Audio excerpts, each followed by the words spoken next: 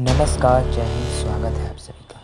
आज हम बात करेंगे श्री वल्लभ भाई झावेर भाई पटेल यानी हम सबके श्री सरदार पटेल के बारे में। भारत के एकीकरण में उनका महान योगदान के लिए उन्हें भारत का लौह पुरुष भी कहा जाता है।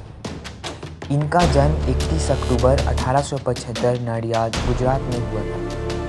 उनके पिताजी का नाम झावेर भाई पटेल और माताजी का नाम लाडबा देवी है। वे अपने माता पिता के चौथी संतान थे। इनकी शिक्षा मुख्य रूप से स्वयं अध्ययन वाली थी। लंदन जाकर इन्होंने बैरिस्टर की पढ़ाई की और वापस आकर अहमदाबाद में वकालत करने लगे। उन्होंने भारत के पहले उप प्रधानमंत्री के रूप में काम किया।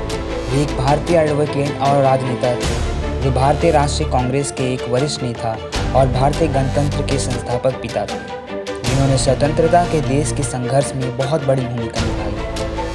इन्होंने 1947 के भारत पाकिस्तान युद्ध के दौरान गृह मंत्री के रूप में कार्य भी किया। महात्मा गांधी के विचारों से प्रेरित होकर उन्होंने भारत के स्वतंत्रता आंदोलन में भाग लिया। स्वतंत्रता आंदोलन में सरदार पटेल का सबसे पहले और बड़ा योगदान 1918 में खेड़ा संघर्ष में हुआ। गुजरात का खेड़ा खंड उन दिनों भयंकर सूखे की चपेट में था। किसानों ने अंग्रेज सरकार से भरी कर में छूट की मांग की। जब यह स्वीकार नहीं किया गया तो सरदार पटेल, गांधी जी एवं अन्य लोगों ने किसानों का नेतृत्व किया और उन्हें कर ना देने के लिए प्रेरित किया। अंत में सरकार झुकी और उस वर्ष करों में राहत मिली। यह सरदार पटेल की सबसे पहली सफलता थी। हालांकि अधिकांश प्रांतीय कांग्रेस समितियां पटेल के पक्ष में थीं। गांधी जी की इच्छा का आदर करते हुए पटेल जी ने प्रधानमंत्री पद की दौड़ से अपने को दूर रखा और उसके लिए नेहरू का समर्थन किया। उन्हें उप प्रधानमंत्री एवं गृह मंत्री का कार्य सौंपा गया। गृह मंत्री के रूप में उनकी पहली प्राथमिकता देसी रियासतों को भारत में मिलाना था। इसको उन्होंने बिना कोई खून बहाए सबको एक कर दिखाया। स्वतंत्रता के समय भारत में 562 देसी रियासतें थीं। इनका क्षेत्रफल भारत का 40% था। सरदार पटेल ने आज़ादी का ठीक पूर्व ही वीपी मेनन के साथ मिलकर कई देसी राज्यों को भारत से मिलाने के लिए कार्य आरंभ कर दिया।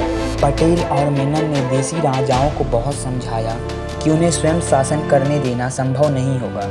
इसके परिणाम स्वरूप 3 को छोड़कर से सभी राजवाड़ों ने स्वेच्छा से भारत में मिलने का प्रस्ताव स्वीकार कर लिया।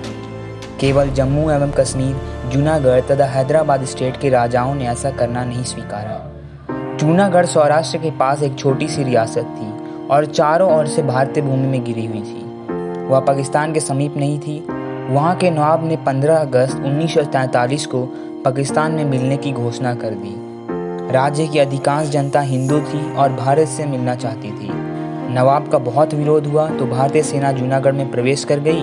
नवाब पाकिस्तान भाग गया और यह भारत में मिल गया। हैदराबाद भारत की सबसे बड़ी रियासत थी जो चारों ओर से भारतीय भूमि से घिरी थी।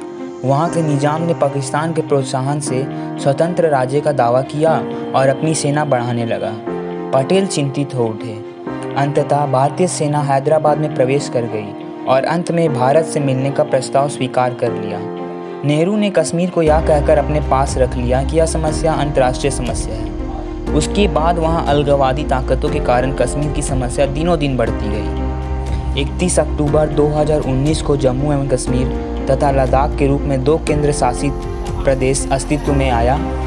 अब जम्मू और कश्मीर केंद्र के अधीन रहेगा और भारत के सभी कानून वहां लागू होंगे। पटेल जी को कृतज्ञ राष्ट्र की सच्ची श्रद्धांजलि। स्वतंत्र भारत के प्रथम प्रधानमंत्री पंडित नेहरू के प्रथम उप प्रधानमंत्री सरदार पटेल में आकाश पाताल का अंतर था। नेहरू जिस चीज़ को सोचते थे सरदार पटेल उसे कर डालते थे। 15 दिसंबर 1950 को उनका निधन हो गया।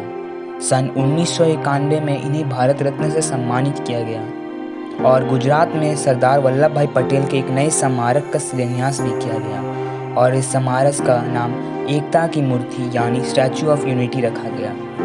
अंत में सरदार जी के बारे में बस इतना कहना चाहूँगा कि वे केवल सरदार ही नहीं बल्कि भारतीयों के हृदय के भी सरदार थे। जय हिंद, वंदे मातरम।